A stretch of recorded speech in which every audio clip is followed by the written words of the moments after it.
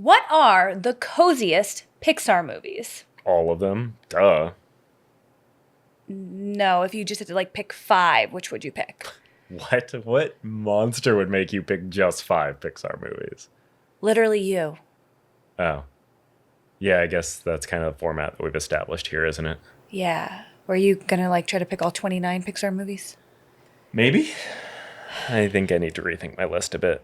Well, ready or not, it's time for our Cozy Picks episode.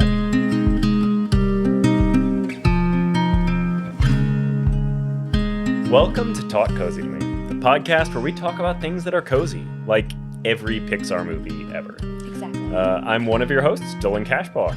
And I'm your other host, Keetin Markey, and in honor of Pixar's 40th anniversary, which is wild that this company's been around for 40 years already, we are doing a Cozy Picks Pixar movie edition.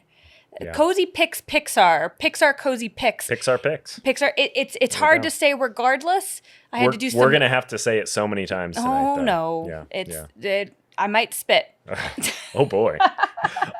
And I'm just going to jump in and say, I know that might sound a little weird. 40 years of Pixar. What is it? But Toy Story only came out in 1995, which is only 31 years ago. See, now he's just flexing that he read the book. I am, and I did read the book. And I'm just going to drop some Pixar knowledge here. Yes, Toy Story did come out in 1995, but the company was actually founded in 1986 as a computer graphics company, primarily from an investment from Steve Jobs, obviously known more for Apple. But fun fact, in 1986, when they were founded, the first thing they did was a short film starring an anthropomorphic desk lamp named Luxo Jr. And yes, that may sound familiar because that is the very same desk lamp that appears in all the Pixar intros when he hops on over and lands on the eye. So that's where he comes from. Wow. And Pixar's good because they have actually won 23 Oscars, including 11 times that they have won for Best Animated Feature, which means 11 out of 29. That's literally that's probably a 35% win rate. That's pretty good for an Oscar. Yeah. I'd be surprised if any other company has that. Anyways, I guess I should stop talking because we do need to talk about hot cocoa, don't we?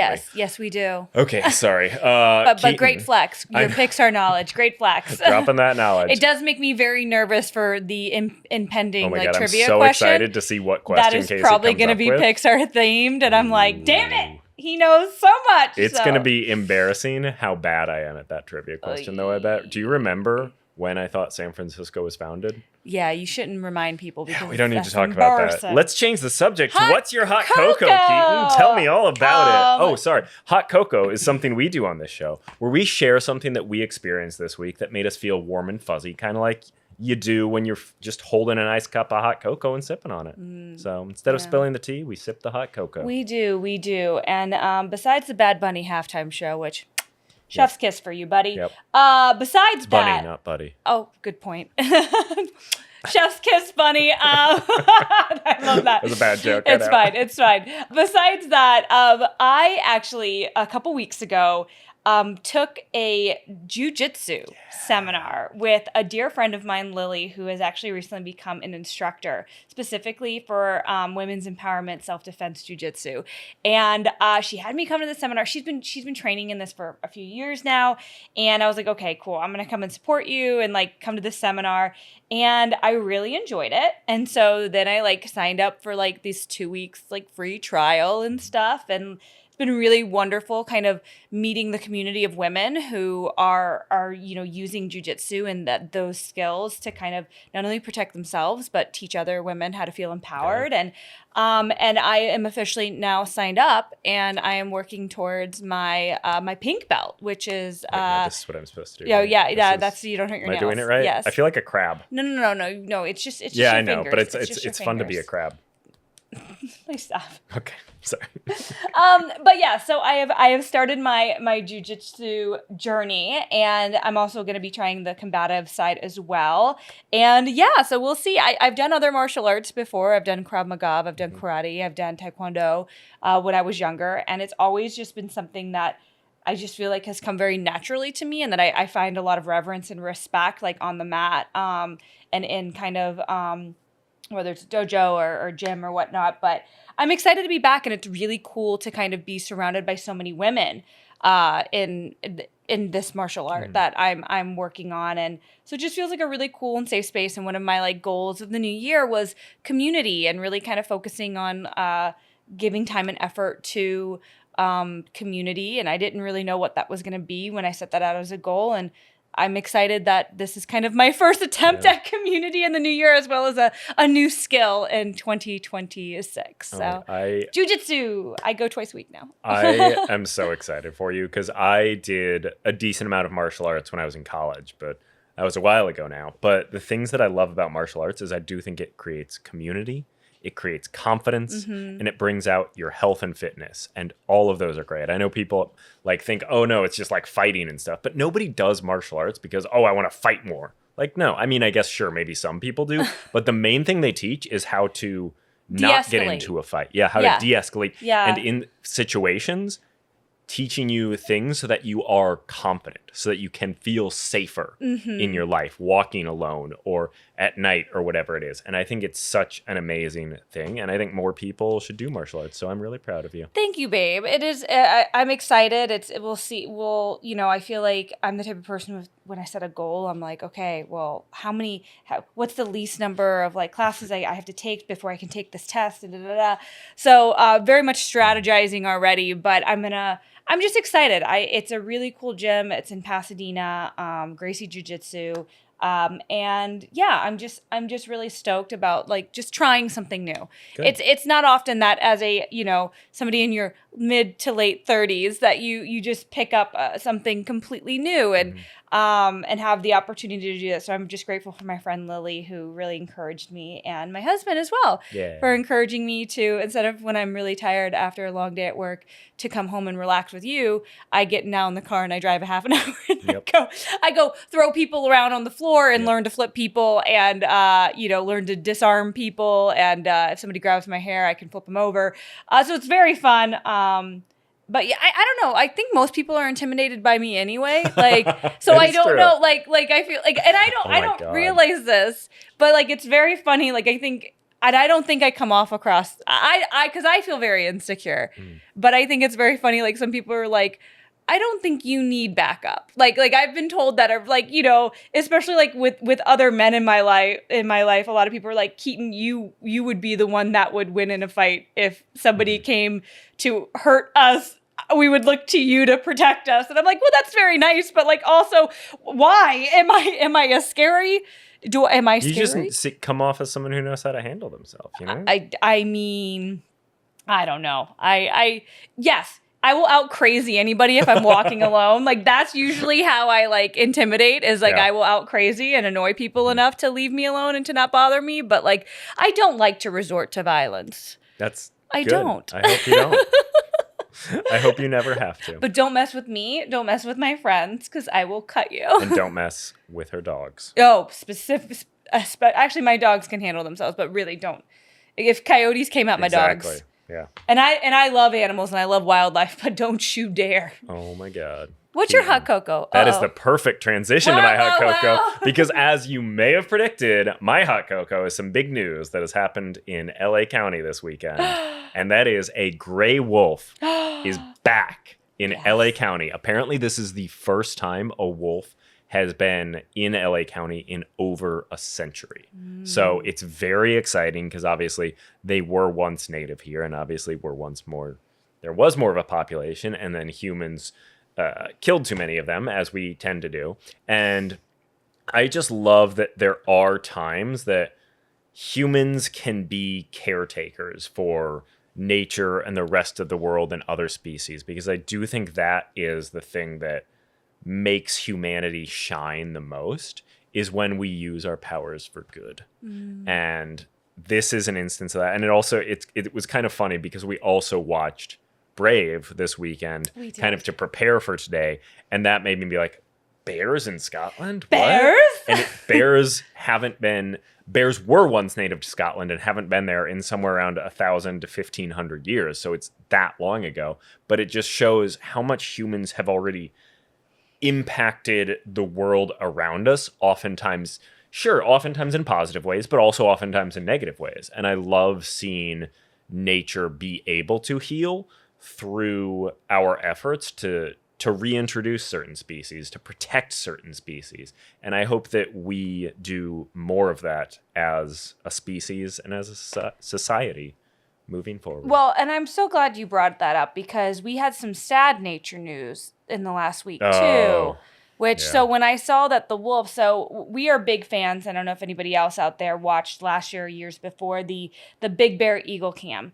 And we watched eaglets last year. It has become now something that we very much look forward to. And I believe it's Jackie and Shadow or the eagles. They laid their eggs, 2 eggs this year. And we were very excited. And ravens, unfortunately, got to the eggs. So it happens. It does. And it's nature. And so then to see have that positive thing come about with the wolves. It's like, as what nature finds a way or life finds a way. A way. Yeah. Yeah. To quote the great Jeff Goldblum. The great Jeff Goldblum from the great Jurassic Park. But yeah, life will find a way. It will. Yeah. Well, you know what else will find a way?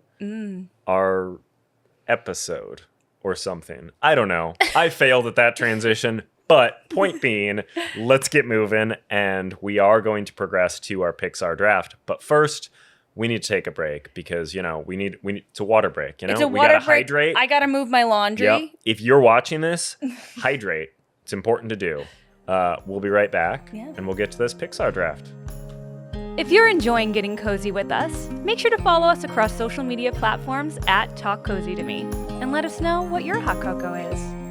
Welcome back to Talk Cozy to Me. We are now joined by both of our dogs. We've got Bindi, we've got Ella, and you know what that means. It's time to get this show on the road. Oh, man, I think they're ready for this competition to commence. We got a trivia question from Trivia Tycoon lined up. And before that, though, we got to talk a little bit about... We probably have some people that have somehow never watched an episode of Talk Cozy to Me before. So we probably should explain a little bit about what our cozy picks are. You know what? You're not wrong. Yeah. You're not wrong, Cashball. So please. If you're new, or if you just like hearing our voices, Cozy Picks is something that we do where we pick a category and then we draft 5 of each of that categories, and then we put our picks head to head in a social media competition, basically, who gets the most votes. And whoever gets the most votes is the victor, and whoever doesn't has to do a punishment. Now, let me remind everybody here, this isn't picking our favorite things. This is picking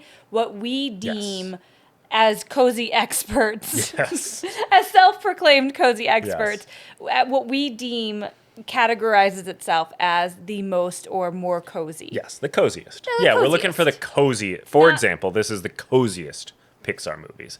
I am sure that there are going to be more overlap of orders, but is my favorite movie going to be my first pick? I don't know, because maybe it's not the coziest. Yeah. So no, I don't disagree. I was talking with my friend Erin as she was doing my nails today. Okay, birthday nails, they ready. But I was discussing it, and our idea of cozy is very different. So, your idea of cozy might be different than our idea, but that is why it's everybody's cozy interpretation is up to their own, and that is why we leave it to a democratic vote. Yes. And Dylan, for the first time ever, won his first cozy picks this past time. Yeah. After I had a clean sweep all of 2025. I think it was, we had done, I believe, 4 cozy picks. Yeah. That you won all of them. And then finally, on that 5th one, the cozy countries to travel to in 2026, I won. I still think it's bull. I think he gets too many sympathy votes. It's kind of, and it's I don't know if we should count your parents' votes. My parents don't know how to use Instagram and vote. And, yes, they do. They have voted before. I don't know why they didn't vote this time. That's on you, I'm girl. just saying, I don't think sympathy votes should be counted. And that's what you get a lot of. I think any vote counts. It doesn't matter what their reasoning is. We can't ask every single person, hey, why did you choose Dylan or Keetin? You know what, though? Let us know. When you vote for this Cozy Pixar picks, wow, say that 5 Cozy times Pixar fast. picks? Cozy Pixar picks. Tell us why. That's true. We love to know the why. Yes. Please Yeah. let us know because it'll help us sleep at night. Thank you. Yes. And so I'll just tease this real quick. We did already do the punishment for that. We did. Keetin got to eat and review 5 different burgers from 5 different fast food chains. And that is actually on our social media right now if you want to see what she thought of it. And mind you, some people are like, that's not a punishment. One, yes, it is. I'm not a huge fast food fan. 2, I do love burgers, but I like bougie burgers. So I will eat a burger, but I'm not going to eat crap burger. 3, I did the Whole30 in January, and I'm kind of easing back into eating normal food again. And then all of a sudden I have to eat 5 different fast food burgers. Yep. If you think that wasn't a punishment, eat a Jack in the Box burger. Yeah. Then you'll understand it's a punishment. As I said, it's Yep. slimy and not satisfying. Well, I think, are we ready to move on? Yes. Because the other part of our cozy picks that is always very fun Yes. is we have to determine who gets to pick first. Yes. Because that is a key thing. That first selection can be a game changer. I think it has had a big impact on things in the past, and maybe it will today, honestly. I think I would not be surprised if today is another day that we're both going after that same number 1. So we'll see how things go. I'm so curious. And to determine who picks first, we turn to our friends at Trivia Tycoon. Yes, we do. Our favorite local trivia company, and not even just They're not local. just local, Yeah, they're that's true. national. They're Check all over out the if place. there's some Trivia Tycoon bars in your area. And if there's not, and you own an establishment or go to a bar that you think it would be true. great at, you should just go to triviatycoon.com and, you can check it out. You can pitch something. There you go. They're always looking for hosts in good bars. Yeah. So we get our friend Casey to ask us a trivia question that'll have presumably a number as the answer, and whoever is closest gets to pick. Well, I guess technically gets to pick if they go first or second. Well, No, because they go first. you won last time, so you get to decide if you want me to No, I answer thought- first or you to answer first. Oh, okay. Yeah, that's how we've been doing it. Okay. Yeah. Is it who won Cozy Picks, though, or who won the trivia Who question? won the Cozy Picks? Oh, okay. Yeah. All So right. you get to pick if I answer first or you answer Ooh, first. all right. Then I'm going to say Well, do you want to hear the question first? no. Okay. No, I think you're going to answer first. I'm going to answer Because first. I need to avoid embarrassment like I did last time. Okay. Yeah. Anyways, are you ready for some Casey? I'm ready for some Casey. All right. Casey, hit it. Hey, Talk Cozy to Me, it's Casey with Trivia Tycoon, and for today's trivia question, we're going full Pixar. Okay, so the shortest Disney Pixar movie ever made was Toy Story, 1995, 81 minutes. I want to know, how long is the longest Disney Pixar movie to date? Now, for fun, you can also guess what movie it is. I'll give you a hint. It came out after the year 2010. So for your official trivia question, how long is the longest Disney Pixar movie? Give me an hour. Give me a minute. Okay, good luck. And I have to go first. You have to go first. That's a tough one, too. That's fun. That's a deep Ooh, dive. I all thought right. it was going to be too simple, and you had Yeah. read the I have no clue. Pixar- I mean, I okay. have thoughts, but I have no So real she said clue. it was after 2010. It's after 2010. What the main answer here is what is the runtime? After that, we can guess, what movie we may think it'll be. Okay. How about Toy Story being even shorter than a Yeah. tight 90? We love Tight a 81. Tight Even 80. better. This is why that movie is one of my favorites Yep. of all time. Yep. It's tight 81. Okay. Best let's thing about think. 81, 9 squared. Oh man. Okay. I think because you got to think these are kids movies too. Yep. I think the longest Pixar movie has been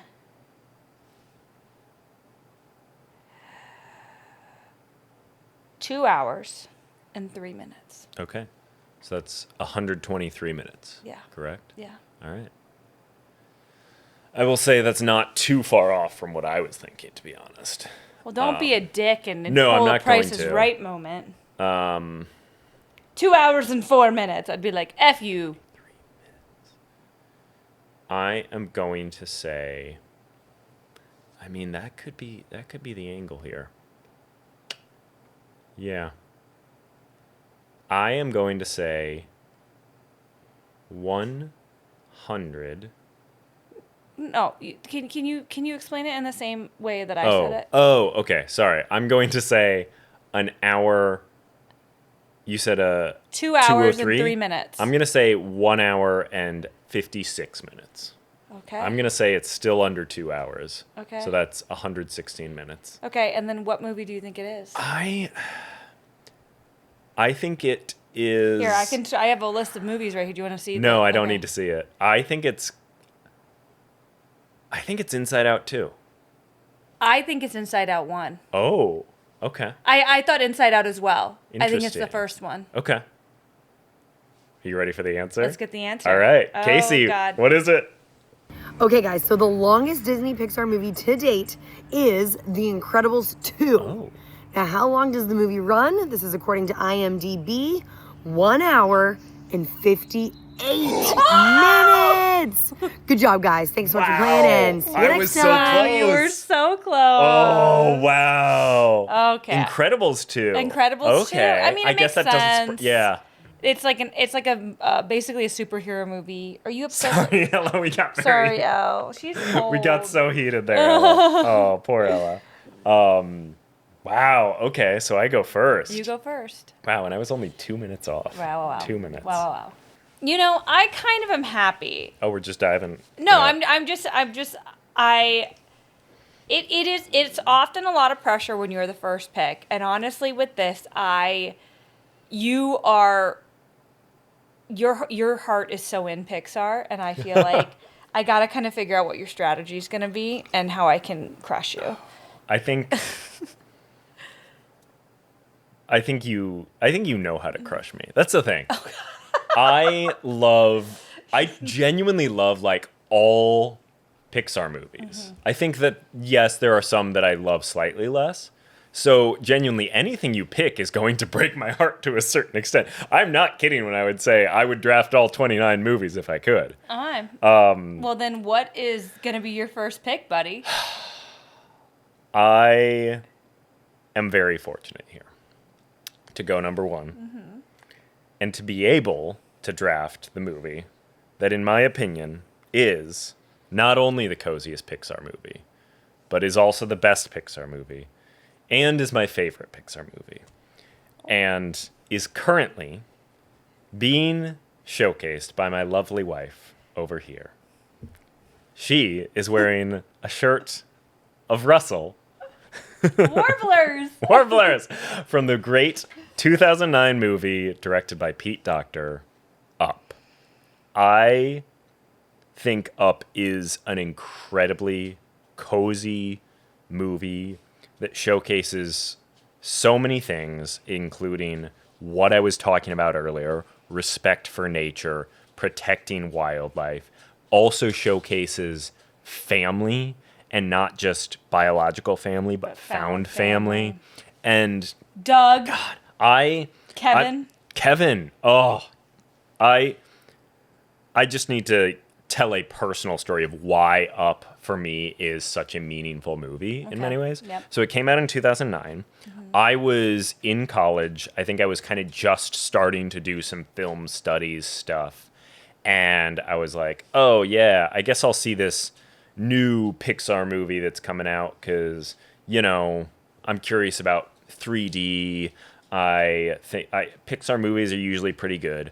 And when I was in college, Keetin can attest to this actually, there were times that I towed the line of what I would call snobbery, especially when it came to films. Toe the line? Definitely could wait, be a little bit. Let me just break this down. What he's talking about. So we both went to Indiana University. At IU at the time, there was the telecom school, and then there was this school called the CMCL route. Communication and culture. Communication and culture. Because we were more cultured. Yeah, so the communication and culture people were super snobby, like hipsters, uppity, that they were better and smarter than anybody in telecom. And telecom is like, that's like the freaking like the business. How do you actually sell something? How do you actually get a job and make money in this industry?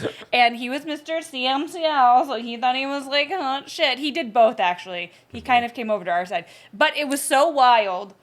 wild, the uppityness of the CMCL majors in the film world within IU. If you went to Indiana University and you experienced this, please let us know. But I think will your never forget breakdown. that. I think your breakdown is a little oversimplifying things here, but it's not entirely inaccurate.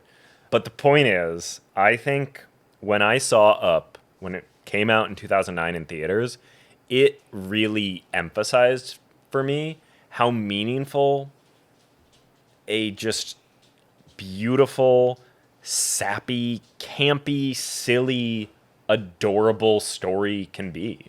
I would put Up in my top 10 movies of all time, and it is a movie that I think set the bar in many ways for the thing that is assumed about almost all Pixar movies, and that is you're gonna cry, because Up makes you cry in like the first 10 minutes with almost no dialogue whatsoever. Well, and it's so good, and it maintains that emotional connection that to me makes it so cozy, because you care so deeply for these characters. Like Mr. Fredricksen, like his growth and voiced journey. by the late great Ed Asner, Yeah, who I remember yeah. when I got to do an hour-long sit-down interview Yeah. with him, and it was one of the coolest things because Up had just come out, and also, if people didn't know this, he was the Santa Claus in the Elf, Yep. in Elf. And I obviously don't know him from Mary Tyler Moore Show, but like obviously that's where he kind of first popped off and stuff, and he just an icon, I Yeah. think, truly in the industry, and to see him continue to work and to do the voice acting that he does with Mr. Fredricksen and ground that character so much. Yeah. I mean, we use the Up like theme in our wedding. Our guest book was my adventure book. That's from the movie that we got as a gift from our friend Jared, and that became our guest book for our wedding. And yeah, I get it. I get why you picked Up. It was on my short list, but I will say this. Ooh, wow. Up is a gut punch. Yes. And it is a gut punch very fast. Mm-hmm. There are themes of miscarriage, of obviously like cancer, death, because that's what you assume. Ellie Yep. gets sick and Yep. then dies. Dealing with grief. Yeah. There are a lot of very, I would say, non-cozy themes in Up, even though the film is so good, does give you all the feels. But I would argue not all the cozy feels. So that wasn't even in your top 5? It might have been. I was again. Now Ooh. that I see what you're doing, now I have a little bit better idea. I don't know if you do yet, but maybe you do. We'll see. Either way, We'll what see. are you going with Well, for number 1? I honestly didn't even think I'd have an opportunity to draft this. Oh, interesting. But Oh, no. you took my shirt, so I think it's only fair that I take your shirt. So my first I pick, thought I'd have more time. My first pick is 2017's Coco. Coco does deal with a lot of similar themes of family, not so much found family, but family, understanding, saying well, goodbye. he does find his family. Remembering the ones that we have lost and finding It's so joy good. It's so even good. in their memory rather than in their loss. And it's one of the most beautiful, I think, visually Pixar films. Just the way that the I guess the other side, the Land of the Dead. The Land of the Dead is portrayed. It is a beautiful look at Mexican culture and the music in it. There's not very many Pixar movies that have songs that really stick with you, similar to how Disney movie songs stick with you. But Pixar, I mean, and the voice cast is incredible. The songs are all so good. I mean, the Un Poco Loco is stuck in my head right now. But I truly thought that was going to be your first pick. I really did. And I mean, if like Mama Coco, like that scene with Mama Coco remembering when he's singing to her. That's what gets me every time. Just thinking about it, it is so it is cozy because it's this beautiful moment with a little kid with his guitar. It's also heartbreaking in like the sweetest way. And I think a lot of people like have maybe been affected with Alzheimer's or, watching a loved one forget things. And I think Coco so beautifully handles those themes through music, through beautiful cultural representation, and just beautiful visuals as well. Yeah. So Coco would be my first pick. Obviously it's a great pick. I guess for people who don't personally know us, may not realize how much I love He's obsessed with it. Coco. I am wearing it's hard to see, it's got Ernesto de la Cruz's guitar on this shirt, and I love this shirt, and I love this. Like, Coco is another one of my favorite movies, and absolutely one of my favorite Pixar movies. And I just didn't think it would be your first pick, because that probably would have been my next pick, because Coco is so cozy, so good. Like, the characters, the music, the world, the animals, Dante. It's so it has all the cozy factors that you need for a great movie. Honestly, to me, it's very similar to Up in terms of like, it checks all the cozy boxes. And also all the Pixar boxes. And then some to me. Because I think the musical element in Coco is something no other Pixar movie really has. It's unsurpassed, and and honestly, like, too, it taught me something about a culture I did not know. It also is somewhat cozy. It's a Dia de los Muertos, like, it's almost, some people you could watch, say, Halloween movie. This is your second time drafting Coco in one of our cozy picks. My second time drafting You also Coco. Drafted it during our Halloween movies. I did. Wow. I did. Wow. I guess I'm a big fan of Coco. But so Coco, it's a cozy one. It's a cozy one. I get it. I'm scared. All right. I feel like this is going to get nasty. No, I don't think it will. But I do. Coco would have been my next pick. But instead, I'm going to pivot to something else. That is a movie that I think when it first came out, I liked quite a bit. But I didn't love it as much. But with every rewatch, it really grew on me. And I think especially for me personally, the more I came to appreciate ocean life, the more this movie connected to me. I hate you. And so my next pick You're evil. is Finding Nemo. You're evil. You know that's my favorite Pixar movie. I don't. You do I wasn't know sure for that's certain. my favorite Pixar movie. But I do think it is also, it's so one of the coziest. It's got so many quotable lines. It's got such a sweet father-son story. It's got these amazingly memorable characters. Similarly, a beautiful world. Like the way that they show this ocean life and everything underwater. And also, the thing that I think really does it for me now, as a big fan of sharks, the scene where the sharks are learning that fish are friends, not food. And I think it helped in the same way that Jaws may have taught people to be afraid of sharks. I think Finding Nemo taught people that sharks can be our friends too. We don't need to be so afraid of them. Unless they smell blood, in which they will black out. There have been tests that show that is that is more in terms of fish blood. So humans don't need to worry about that in the same way. Yeah. But this is coming from a man. You know what I mean, ladies. I cannot believe you stole my favorite Pixar movie ever. P. Sherman 42 Wallaby Ways at Me. I know. I will say, so this is another Andrew Stanton movie. Also, though, directed by... with Pixar movies, there's always, like, a couple people that do the directing. And Andrew Stanton, who's amazing, but also Lee Unkrich, who did Coco. Do you want to know a fun fact, though? Ooh, yes. Andrew Stanton, the director, was actually the voice of Crush. Dude, I forget that. Totally. Yes. Don't hurl on the shell. Oh my god, it's so good. The Jelly Man. And it's also, it's overcoming your fears.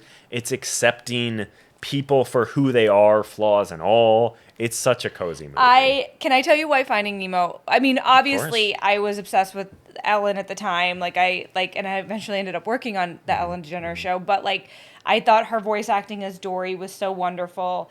I speak whale as well. I studied it after.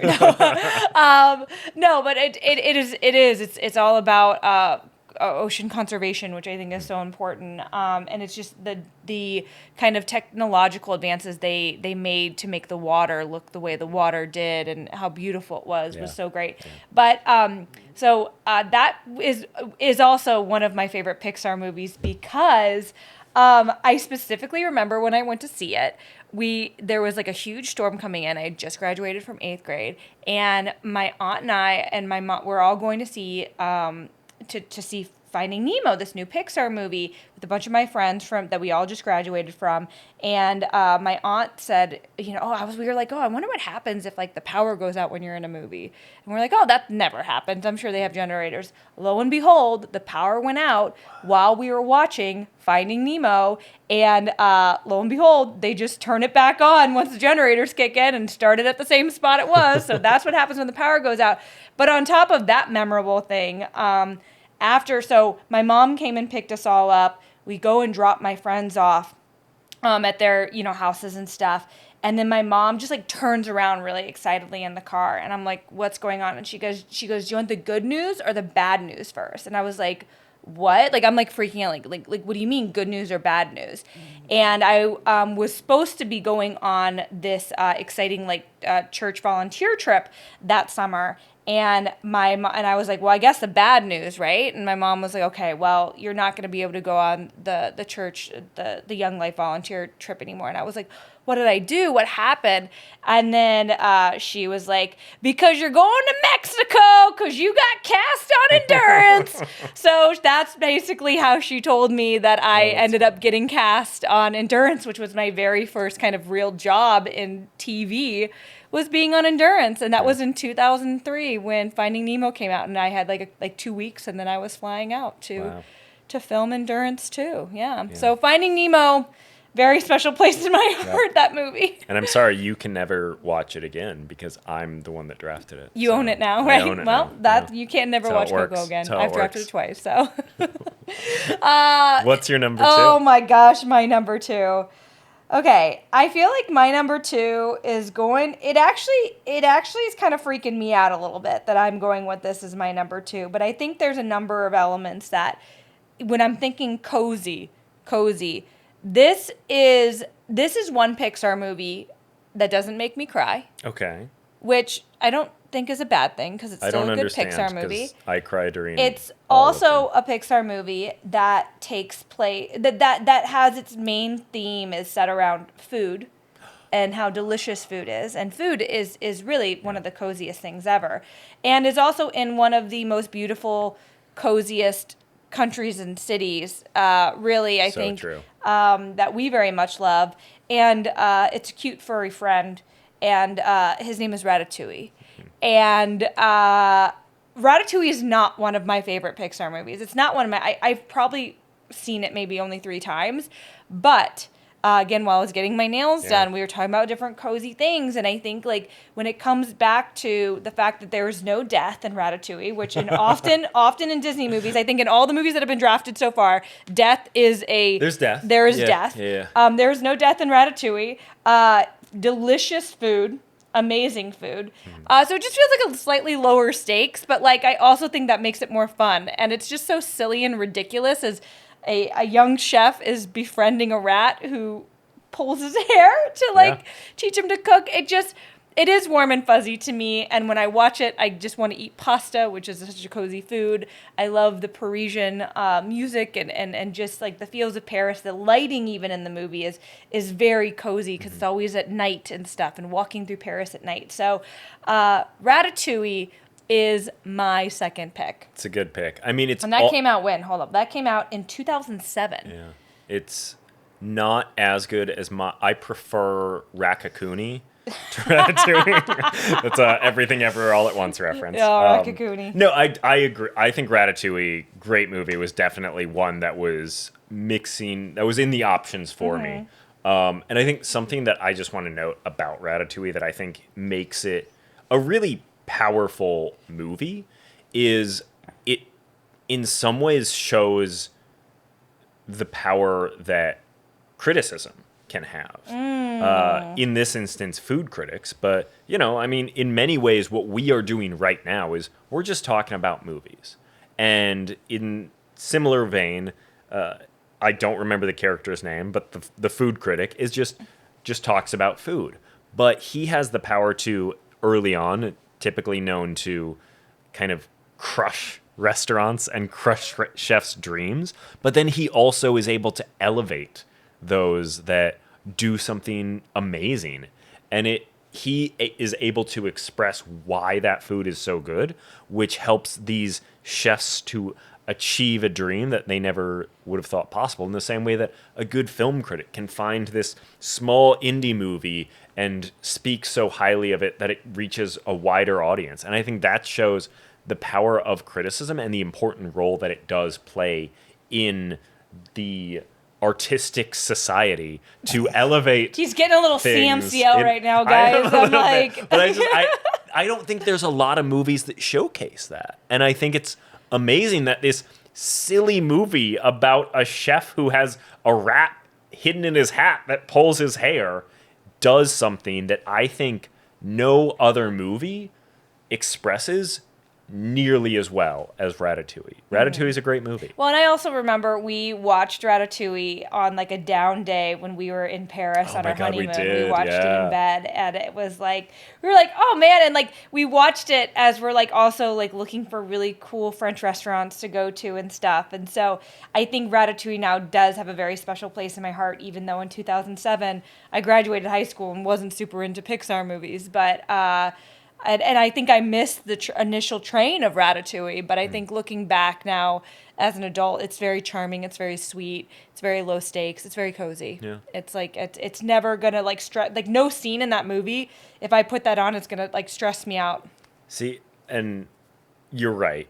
And I think that really does show the difference of coziness to different people. Because yes, that can be very cozy. Personally, though, I feel when I have a good emotional cry, I always feel better afterwards. Like if a movie makes me like for sure cry, but then hey, I'm just like, I had Coco and now I have Ratatouille. Yep, that's good. We're fairly balanced. That's good. What are you doing for your third pick, buddy? Well, do you like crying? Because then you're gonna love my third pick. Wait, can I guess it when you say that? Of course you can. Oh, Inside Out. Absolutely. Inside Out is, I remember when this movie first came out. No, see, this is bullshit. You picked Finding Nemo before as strategic because you knew that was one of my favorite movies. You like Inside Out so much more than you like Finding Nemo. You did that on purpose. No, just admit it. Just admit it. Yeah, is there strategy here? Just admit Absolutely. it. You were being nasty because I took Coco. I think that Finding Nemo is a cozier movie than Inside Out. Fine. Do I like Inside Out as a movie better? Yes, personally. But I do think Finding Nemo is a cozier movie. Now, Inside Out is still a very cozy movie because similarly, again, family is such a core theme of so many Pixar movies, and it is once again shown in Inside Out through the eyes of emotions, but also through the eyes of a young girl who is going through some hard times. And her struggle with especially her family, but also adjusting to a new school, dealing with friendship. She's having a tough time. And the way that it personifies her emotions in this hilarious emotion world is so impressively done. And I remember when Inside Out first came out, Pixar was already a joke to me in that it was like, oh, a Pixar movie, great, I'm gonna cry. And then they came out with this movie that it was all about your emotions, and I was like, they're just fucking with us now. Oh, and it was they before know you started what they're therapy doing. too. Exactly. So you really didn't know. You were like, wow, this is how you process. Yeah. It was your first kind of Yeah. experience of like, oh, this. And I cried so much the first time that I saw Inside Out, and I still cry every time that I watch it. Mostly with the Bing Bong scene, but there are other Bing scenes Bong. too. Bing Bong. You said Big Bong. No, I said Bing Bong. say Bing Bong? I Okay. apologize for not enunciating clearly, Bing Bong. but Bing Bong. Yeah, okay. Yes, Bing Bong. The voice cast too with like Amy Poehler. Oh my god, it's so good. It's so good. No, Inside Out to me is a very cozy watch because I get that good emotional release cry, but I also again get to see silly characters, this beautiful world, but also such a heartwarming family story about a young girl coming of age, which is another soft spot for me in terms of movies that I love. Dylan. It does. It does. I don't know why. So that's my number 3 pick. That's a really good pick. My biggest thing about Inside Out and why I did not like have it early as a draft, like yes, it deals with emotions. It's so wonderful with that joy. Amy Poehler's joy is just, she is one of my favorite, I think, Pixar characters ever. But I think it's a very stale corporate feel to just the visuals of it, which makes it to me feel less cozy. The picture, the parts that do feel cozy to me are the parts from Riley, where we're following Riley rather than in Riley's brain, if that makes sense. Because I think that it feels more real. That feels like it. You see this little girl trying to navigate, kind of being the new girl, moving, all of that stuff, and I even think. Anyways, we could pull it apart even more, but I think it's a good pick, and so I think I need to give you my 3rd pick now. Yeah, you do. Hit me. Well, I was going back and forth because the first and second of this movie franchise are 2 of my favorite just Pixar movies like ever, but I think I'm gonna have to go with the OG Toy Story. Okay. I think Toy Story, I remember when it came out in 1995. I remember seeing it in theaters. Yeah. I was 6 years old at the time, and Tom Hanks, Tim Allen, like literally America's dads at the time to me.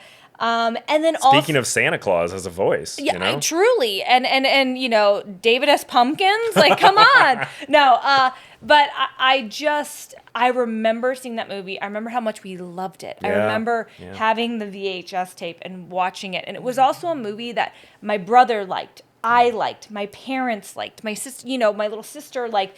It was just, and who knew it was a tight 81? That's another reason I think we liked it.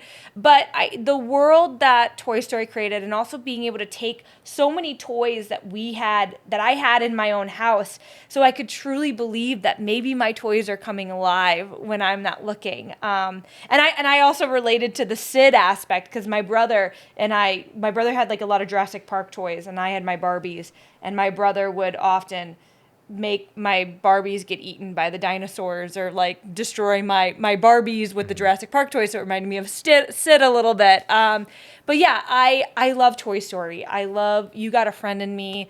It started Pixar. If Toy Story was never a thing, we would have not gotten all these other incredibly cozy stories and cozy movies. And they would have never gotten all those Oscars. So I'm drafting Toy Story 1. Even though Jessie in Toy Story 2 and When Somebody Loves You, that whole song is just heartbreaking in the coziest, flawless way. Toy Story 1, I think I gotta give it to. I get it. I mean, like you said, we probably never would have had any other Pixar movies if Toy Story hadn't been as good as it is. Yeah. Slinky, Mr. Potato Head.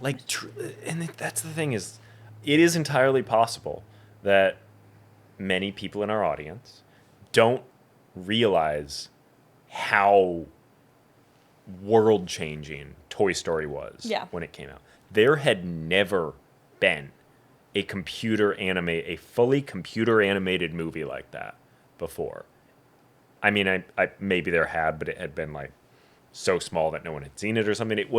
It changed the way we thought of animated movies, which, let's see, 95, I was 7 years old. So it changed the way, like, animated movies were movies to me. They were my favorite movies to watch. And I just, like, I still can kind of, again, I was only 7, but I can still kind of remember the way that it felt to watch something that was like, everything is different. This is a whole new world for me. And that that nostalgia for me is incredibly cozy. So I think Toy Story 1 is a very good cozy pick. Great movie, but also just the nostalgia factor Absolutely. is big. All right, buddy. You got pick number 4. Where are you going? Where are you going with it? This is actually, I think, my hardest pick yet. Drama. Because I think there's a few options that I could go with here. I think one of them is probably the most universally liked one that is still on the table. And then one is a very personal one, but I worry that other people aren't going to find it as cozy. And then there's another one that I mean, that's the thing. I think I have to go with the one that I genuinely believe is the coziest option available to me. And it is a movie that I think doesn't get as much love as it deserves. Mm-hmm. Because it did have a sequel that I think tarnished its reputation a little bit. I know where you're going. And the movie that I am picking in my 4th spot is Cars. And I know that so many people I feel like kind of wrote it off in a lot of ways. And maybe I have a lot of personal affection for it because I have driven Route 66 multiple times, love doing it. And so I remember when I first saw Cars, which was, I think, years after it came out, but it was after I had already driven Route 66 once, and it hit me. And, like, in a good way, to be clear. Again, strong emotions, very cozy for me.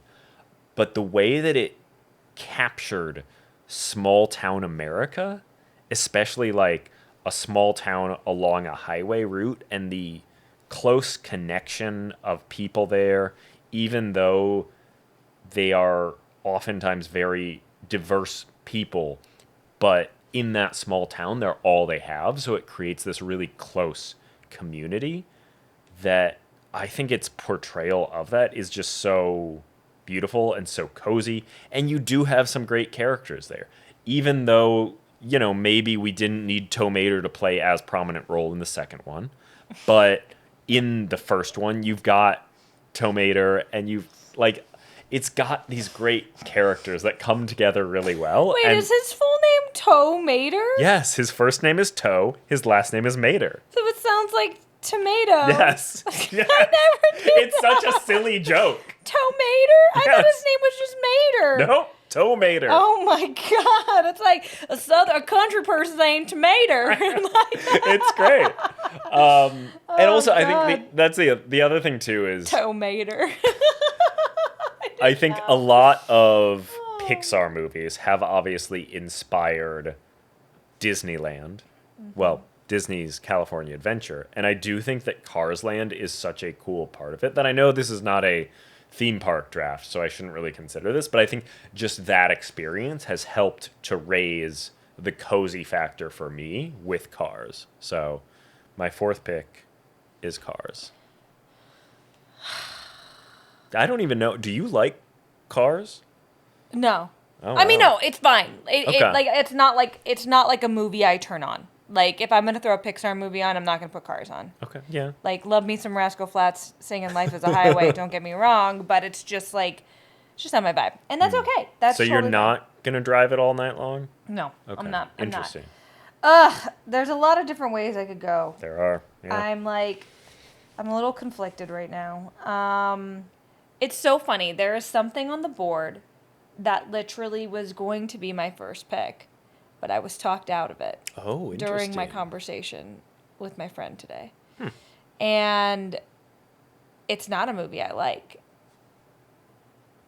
It's actually probably one of my least favorite Pixar movies, but I feel like other people really enjoy it. But I don't want to just I'm not going to pick it. Oh. I look forward to eventually you revealing what you're talking about. I will say I think that there is a movie that is probably what you should pick, but I don't think you're going to. Okay, I think I know what I'm going to pick. Okay. And I'm mainly picking this movie because this is essentially, I think, what got you the win last time is Scotland. So I am fair. going to pick Brave. Okay. We rewatched it this weekend too, and I forgot really like how much I really like it, Yeah. how much I really relate with Merida, and I also like Merida's the only Pixar character that is considered an official Disney princess, which I think is interesting. really, really cool. The whole movie takes place in Scotland, and that's as we've mentioned before, our favorite country. We would both argue is one of the coziest countries in the world. And I also just think like the mother-daughter relationship that is in. I was such a tomboy too growing up, and I think that was, it was like I got sent to cotillion, all of that stuff of like, oh, you need to be more like a proper lady. Like I totally relate to that because I would much rather be found like running through the creek and with the guys and. But yeah, and especially after rewatching it, I was like, oh my God, these bears are so cute. Yeah. The animation is great. It's beautiful. Emma Thompson plays the mom. Like, and Billy Connolly is the dad. Like the voice acting's adorable. Like it's a really, really cute movie. And I think it's also a movie that like kind of can span ages as well of who likes it. Like, yes, is the big scary bear. Is it a kind of a scary villain? Yes. But Mordieu. But I just love the Scottish like culture in it, and I love the music, and I just love Merida, and I think like what like her fighting for her own hand in marriage and her standing up for being herself, I think is such a great and cozy theme. And also like learning to like love her mom and her for their differences rather than trying to be exactly alike. And I really want a Brave 2. I don't know why there hasn't been a Brave 2. I feel like there's so much more story you can tell with Merida. And so I would really like that to come out. But yeah, I think Brave would be my fourth pick. Yeah, I mean, we rewatched this weekend. This was, I think, the only one that I rewatched going into this. And it had been so long, 10 plus years since I had seen it. And I feel like I remember it not being as critically acclaimed and well reviewed and etc. As some of the other Pixar movies. So that's maybe why it doesn't have a sequel. But I will say I think it was so much better on rewatch than I remember it being. I really enjoyed Brave, I agree. and I think that's a great pick. Well, and I'm just gonna give you like the description on the Pixar website. It's change your fate is the tagline. And since ancient times, stories of epic battles and mystical legends have been passed through the generations across the rugged and mysterious Highlands of Scotland. A new tale joins the lore when a courageous Merida confronts tradition and challenges destiny to change her fate. Like that is just like ooh, that is like my more romantasy like prequel. Like it is just so cozy, and I also really love her outfit and her horses, and the animation's gorgeous. And you also haven't mentioned the triplets. Oh, the brothers. Little brothers that I think are so cute, adorable, especially when they become bears. It is the cutest goddamn thing. Their names are adorable. Harris, Hubert, and Hamish.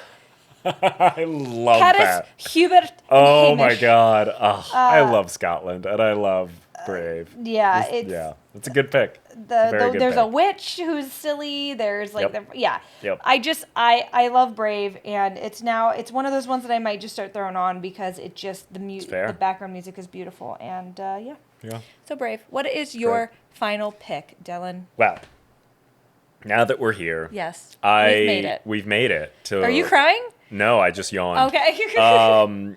But we've made it to the final part, so I can say that obviously there is a whole group of movies that I have ignored up to this point, which is why on earth would they be drafted so low? And that is because they are all so good that, to be honest, I didn't really care that much which one I got, because to me, every Toy Story movie is so good. But you did leave one on the table that I probably would have picked before the first one. Before the first one. Toy Story 2. And that is Toy Story 2. I was going back and forth, but Toy Story 2 would not exist if the coziness of Toy Story 1 did not. That is did true. not happen. But it does have. Somebody loves you. And I mean, it is everything that Toy Story is, but with more nostalgia. More, I mean, Joan Cusack comes into the picture. Jesse! Oh, and it's Bullseye! so good in terms of like taking this incredible concept and this incredible world that Toy Story 1 created, but adding so much depth to it. Creating a history to these characters and an emotional depth and a consideration of what it means to be loved. And I think it is a game changer of a movie that this story has been told to death, and I didn't look it up to know enough specifics, but almost never happened, except that one woman had taken a hard drive home that had the movie. I think it was maybe she was sick or going on maternity leave or something, and she just needed to be able to access it. And shortly after, something happened at Pixar where everything got wiped, and they thought they had lost all of Toy Story 2. But they were able to get it back because she had done that. And I think that is such a cool thing. Sometimes if you break the rules, well, she probably didn't. to. Yeah, no, she probably did it right. I will. I have to mention it. I have to briefly express my mild frustration with capitalism, because recently that woman was actually laid off, which is so absurd and tragic. But anyways, how do you even know that? I'm a Pixar fanboy. You know, Oh my God. I know.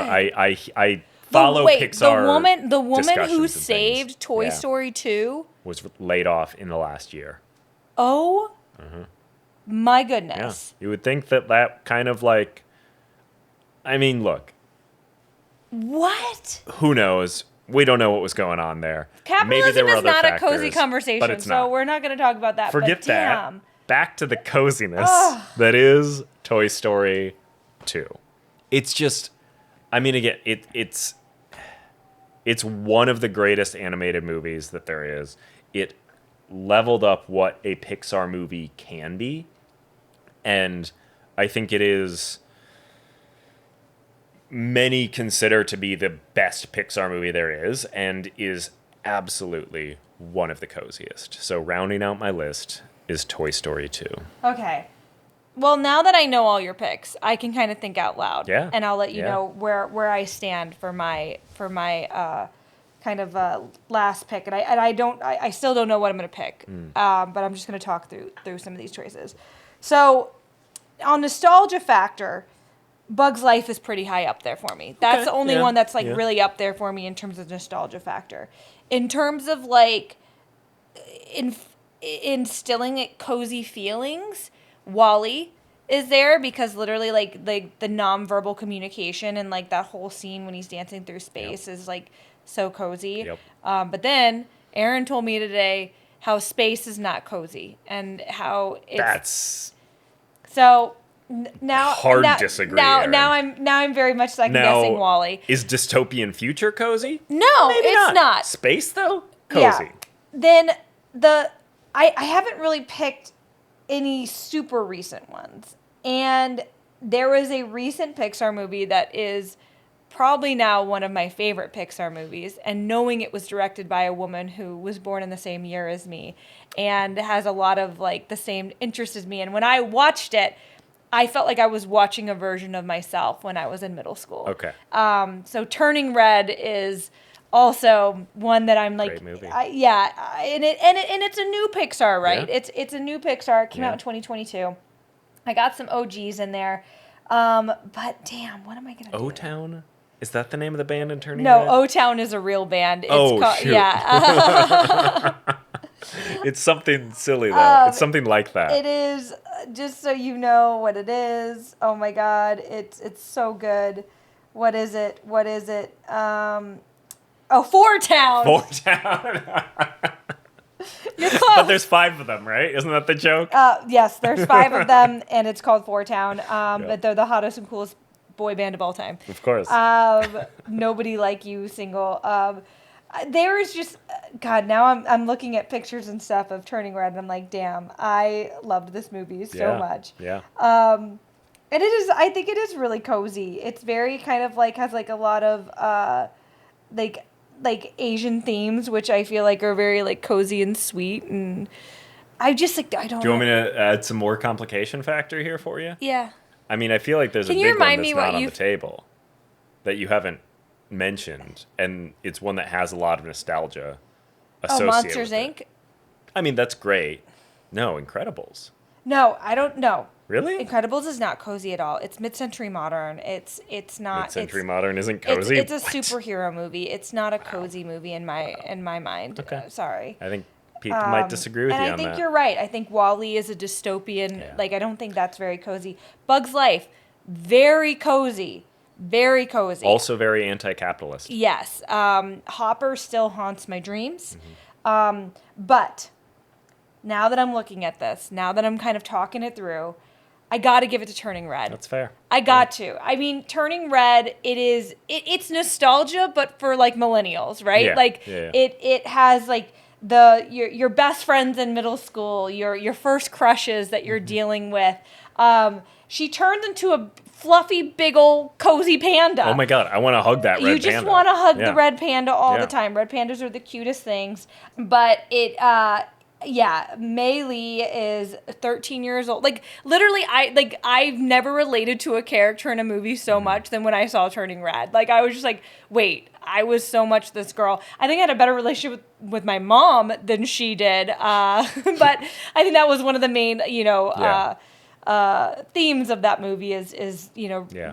mother relationships and stuff. But the panda, how you're discovering yourself within your friend group and being yourself, and the boy band aspect, and honoring kind of like the cultures that your family's kind of instilling on you, but also trying to figure out who you are as an individual. I love it. I love it. The characters are great. Priya is the Miriam. Oh my God. The Friends reminded me of my Abby. It's so fun. And it's just like, you can totally tell a woman my age directed it. Mm-hmm. And so impressive. So impressive. Do Mi-shi, who was born in 1989, just like me, she directed Bao, which was a Pixar short before one of the, I think it was Luca before. And that came out in 2021. And then so she got Turning Red. And got to direct that, the feature length. And I thought it was so good. Yeah. And I thought it was such a different take on... It just felt like my POV. And I really appreciated that. And I'm so curious if, like, younger girls connected with it, like kids. I'm sure. Yeah. It was so fun. It's so fun. And I also think Turning Red is why so much early 2000s nostalgia is really coming back for the younger generation. Because literally you go to the mall now, and all the outfits in, like, Aeropostale or American Eagle or whatever are literally things I wore in high school. And I'm like, why? Why has this come back? There is no need for it. In our high school was not Cute. Yeah. It wasn't doesn't need cute. to come back. We don't need to have a bunch of polos layered on top of each other, popping collars. I mean, We unless don't emo need- comes back. We don't need. I can do some emo again. Low riding pants, jeans, like that your underwear sticks out of. No, Yep. no, it's not comfortable. No. I don't know why it's coming back.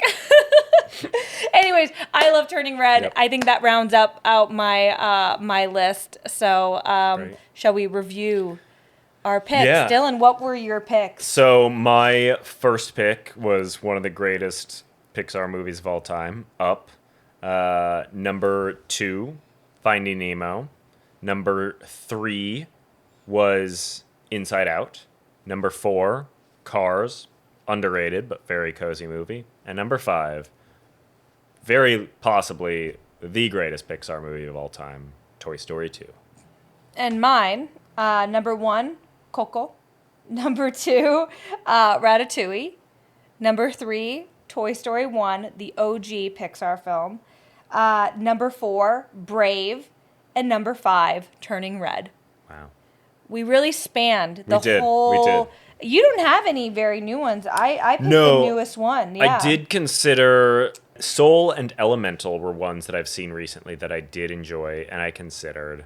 I guess I did lie earlier. I said that Brave was the only one that I guess it was the only one we rewatched. We also did finally watch Elio, and that was a little disappointing to me. As someone who finds space very cozy. I still thought it was really cute. It was cute, but it wasn't what I was hoping it would be. I think it could have been better. Yeah, I agree. But it was still very, very cute, but Yeah. it just didn't hit like a normal Pixar movie. Yeah, I will say the one that you mentioned that neither of us drafted that you did already mention, but I think is worth talking about some is WALL-E. Yeah. Because it is such a amazing movie, but yeah, it's hard to pick something that has a very dystopian future, even if it does get happy Spoiler again at alert, the end. happy ending. And it yeah. also like truly that scene early on of WALL-E just being alone on Earth, and then like when he meets Eva and gets to know her, all of that is so good. It just isn't the coziest atmosphere because the Earth is dead. I also So, Finding Dory is wonderful. Yeah, You get to go yeah, to yeah. the Monterey Aquarium, which Yeah. I think I was close to picking Finding Dory, but I just think Finding Nemo, that one I will be angry at that Yeah. for a while. But the other honorable mention, Toy Story 3 as well. Yeah. Soul crushing when Andy goes off to college and hands off his toys. That was to- one that I considered too, but it's almost too sad. No, I boo-hooed so Yeah. hard in that movie because I think I saw it. Wait, that one came out. Oh, so I was about to graduate college. Okay. Yeah. And I just was like, oh my God, I've grown up with Andy. Yeah. Like, Andy and I we grew up And together. honestly, I know it doesn't get as much love, but Toy Story 4 also great. I think they I've only all seen that do once. tell really beautiful stories, and I think they're all so I good. also, as I had mentioned, A Bug's Life has a very, very special place in my heart. That was when I went on my very first date to a movie. My dad sat behind me and my date.